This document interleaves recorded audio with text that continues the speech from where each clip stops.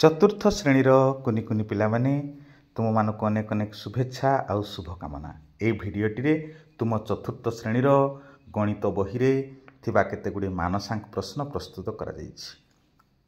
जिबा प्रथम प्रश्न को ए अक्षरटी रे केतोटी रेखाखंड अछि?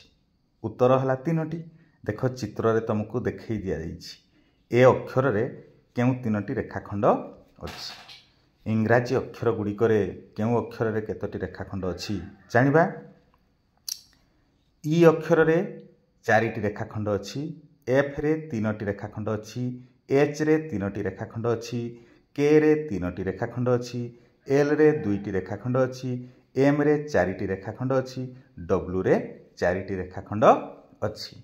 पिला माने तुमे भलरे निजे अक्षरटी को लेखि सेथिरे केतोटी रेखाखंड अछि आउ चित्र आंकी अभ्यास करिवो। जिबा परवर्ती प्रश्न को तीनी बाहु द्वारा आबद्ध क्षेत्र को कौन कहा जाए? ना तीनी बाहु द्वारा आबद्ध क्षेत्र को आमे कौन कहि थाउ पिला माने त्रिभुज कहि थाउ। मन रखिबा तीनी बाहु द्वारा आबद्ध माने बंद हेइथिबा क्षेत्र को आमे कौन कहिबा? त्रिभुज कहिबा। तुमको चित्र रे देखै दिया जायछि। जिबा परवर्ती प्रश्न को त्रिभुजर केतोटी बाहु, केतोटी कोण और केतोटी शीर्षबिंदु रहिछि? उत्तर हला त्रिभुजर तीनोटी बाहु रहिछि, त्रिभुजर तीनोटी कोण रहिछि एवं त्रिभुजर तीनोटी शीर्षबिंदु रहिछि। जिबा परवर्ती प्रश्न को समकोणर परिमाण केते डिग्री? देख पिला माने समकोणर परिमाण होछि 90 डिग्री। तुमको चित्र रे देखै दिया जायछि समकोण तार परिमाण होछि 90 डिग्री। तुमरो कलापटारे जो कोण सृष्टि हुए, कबाट झरका आदि रे जो कोण सृष्टि हुए, बहिर दुईटी धार रे जो कोण सृष्टि हुए। जिबा परवर्ती प्रश्न को समकोण ठारू बड़ कोण को कोण कहा जाए? उत्तर हला स्थूल कोण। जे समकोण ठारू बड़ ताको आमे की कोण कहिबा? स्थूल कोण। चित्र रे देखै दिया जायछि देखो पिला माने 90 डिग्री रु अधिक से 100 डिग्री हेइ पारे, 110 डिग्री हेइ पारे, 115 डिग्री हेइ पारे। जिबा परवर्ती प्रश्न को समकोण ठारू सान कोण को कोण कहा जाए?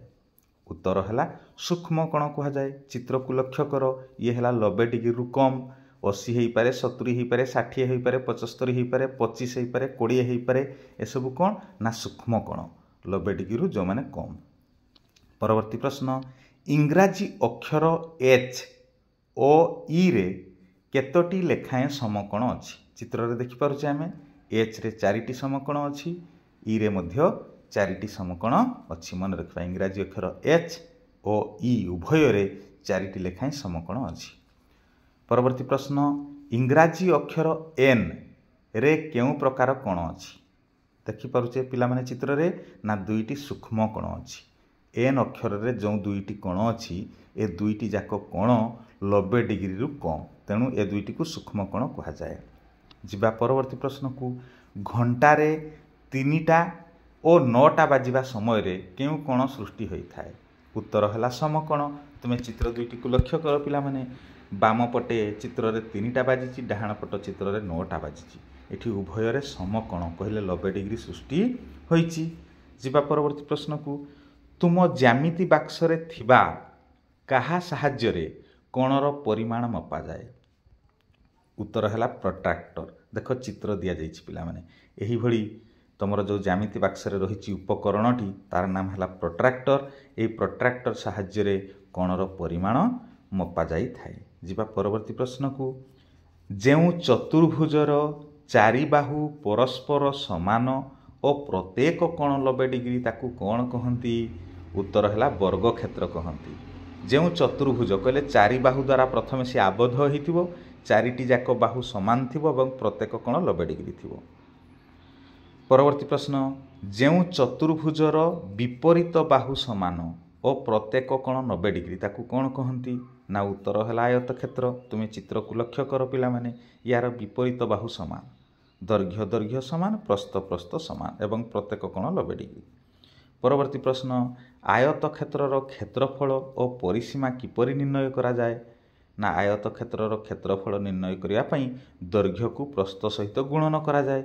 आ परिसीमा केमिति बाहर करा जाए पिला माने ना 2 गुणन दैर्घ्य युक्त प्रस्थ।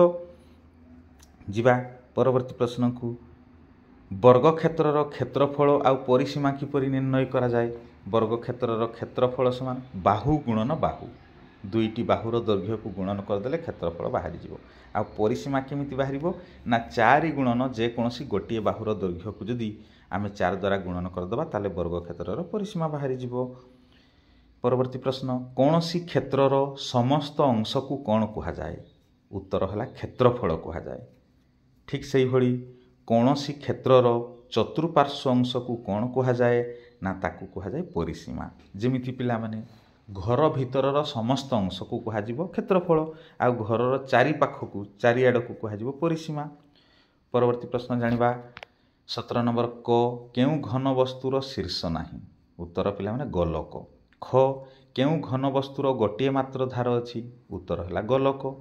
ଗ, କେଉଁ ଘନ ବସ୍ତୁର 3ଟି ପାର୍ଶ୍ୱ ଅଛି ପିଲାମାନେ ନା ସିଲିଣ୍ଡର। ଘ, କେଉଁ ଘନ ବସ୍ତୁର ଗୋଟିଏ ପାର୍ଶ୍ୱ ଅଛି? ସିଏ ହେଲା ଗୋଲକ। ଙ, କେଉଁ ଘନ ବସ୍ତୁର ଗୋଟିଏ ଶୀର୍ଷ ଅଛି? ସିଏ ହେଲା କନ୍। କନ୍ର କେବଳ ଗୋଟିଏ ଶୀର୍ଷ। କେଉଁ ଘନ ବସ୍ତୁର କେବଳ 2ଟି ଧାର ଅଛି? ସିଲିଣ୍ଡର। ଯିବା ପରବର୍ତ୍ତୀ ପ୍ରଶ୍ନକୁ, ଯେଉଁ ଘନ ବସ୍ତୁର ସମସ୍ତ ପୃଷ୍ଠଭାଗ ସମାନ ତାକୁ କ'ଣ କହନ୍ତି?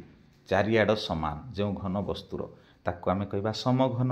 ତମେ ଲୁଡୁର ଗୋଟି ଦେଖିଛ ନା ପିଲାମାନେ, ତାର ସବୁ ପୃଷ୍ଠଭାଗ ସବୁଆଡ଼େ ସମାନ। ଯିବା ପରବର୍ତ୍ତୀ ପ୍ରଶ୍ନକୁ, ଦେଖ ବିଭିନ୍ନ ଆକୃତି ଦିଆଯାଇଛି ପିଲାମାନେ। ପ୍ରଥମ ଦିଆଯାଇଛି ପଞ୍ଚଭୁଜ, ତାର 5ଟି ବାହୁ ଅଛି, ସେ ପଞ୍ଚଭୁଜ। ତାପରେ ଆୟତକ୍ଷେତ୍ର, ତାପରେ ସମବର୍ତ୍ତୁଳ, ତାପରେ ଦିଆଯାଇଛି ପିଲାମାନେ ବୃତ୍ତ, ତ୍ରିଭୁଜ, ବର୍ଗକ୍ଷେତ୍ର, କୋନ୍, ଚତୁର୍ଭୁଜ, ରମ୍ବସ୍। ତମେ ଖାତାରେ ଏଇଭଳି ବିଭିନ୍ନ ଚିତ୍ର ଅଙ୍କନ କଲେ ତୁମର ମଧ୍ୟ ଆକୃତି ଗୁଡ଼ିକ ମନେ ରହିଯିବ।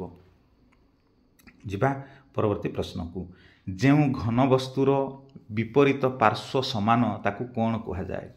ତାକୁ ଆୟତ ଘନ କୁହାଯାଏ। ତମେ ଇଟା ଦେଖିଛ ନା ପିଲାମାନେ, ଇଟାକୁ ଲକ୍ଷ୍ୟ କରିବ, ଇଟାର ବିପରୀତ ପାର୍ଶ୍ୱ ସମାନ, ଏଣୁ ତାକୁ ଆୟତ ଘନ କୁହାଯାଏ। ଯିବା ପରବର୍ତ୍ତୀ ପ୍ରଶ୍ନକୁ, ଆୟତ ଘନ ଓ ସମଘନର କେତେଟି ଲେଖାଏଁ ଧାର, ତଳ ଓ ଶୀର୍ଷ ରହିଛି? ପିଲାମାନେ ଉଭୟ ଆୟତ ଘନ ଆଉ ସମଘନର 6ଟି ତଳ, 12ଟି ଧାର ଏବଂ 8ଟି ଶୀର୍ଷ ରହିଛି। ମନେ ରଖିବ, ତମେ ଇଟା କି ବହି କି ବାକ୍ସରେ ଗଣିବ ତଳ, ଧାର ଆଉ ଶୀର୍ଷ ସଂଖ୍ୟା। ଯିବା ପରବର୍ତ୍ତୀ ପ୍ରଶ୍ନକୁ, 2ଟି ଲେଖାଏଁ ଉଦାହରଣ ଦିଅ। ସମଘନାକୃତି ବସ୍ତୁ କିଏ କିଏରେ ପିଲାମାନେ ନା ଗୋଟେ ହେଲା ଲୁଡୁର ଗୋଟି, ଆଉ ଗୋଟେ ସମଘନାକୃତି ବାକ୍ସ। ଠିକ୍ ସେମିତି ଆୟତ ଘନାକୃତି କିଏ ନା ଇଟା, ବାକ୍ସ, ତମର ବହି, ଖାତା, ଏସବୁ ଗୋଟେ ଗୋଟେ ଆୟତ ଘନାକୃତି ନାହିଁ। ଯିବା ପରବର୍ତ୍ତୀ ପ୍ରଶ୍ନକୁ, 1/2 ତାକୁ ଆମେ କ'ଣ ପଢ଼ୁରେ ପିଲାମାନେ? ସମାନ 2 ଭାଗରୁ 1 ଭାଗ ଏବଂ ଲେଖୁ 1/2। ମାନେ ଦେଖ ଚିତ୍ରଟିକୁ ସମାନ 2 ଭାଗ କରାଯାଇଛି। ଏବେ ତଳ ଚିତ୍ରକୁ ଲକ୍ଷ୍ୟ କର, 4 ଭାଗରୁ ସମାନ 1 ଭାଗ ନିଆଯାଇଛି, 1/4। ଠିକ୍ ସେମିତି ପିଲାମାନେ ଦେଖ, 1 ଅଷ୍ଟମାଂଶ କହିଲେ 1/8, 2 ଅଷ୍ଟମାଂଶ କହିଲେ 2/8, 3 ଅଷ୍ଟମାଂଶ କହିଲେ 3/8, 4 ଅଷ୍ଟମାଂଶ କହିଲେ 4/8, 5 ଅଷ୍ଟମାଂଶ କହିଲେ 5/8, 6 ଅଷ୍ଟମାଂଶ କହିଲେ 6/8, 7 ଅଷ୍ଟମାଂଶ କହିଲେ 7/8। ଠିକ୍ ସେମିତି ତୁମେ ନିଜେ ଅଭ୍ୟାସ କରିବ।